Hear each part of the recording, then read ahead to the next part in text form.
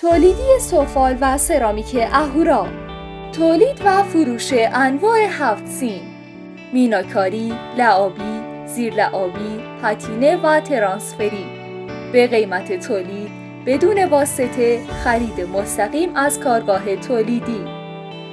انواع جاسبزه، حوض ماهی، تخم مرغ، گردسوز، حاجی فیروز، خاتون و رحل قرآن.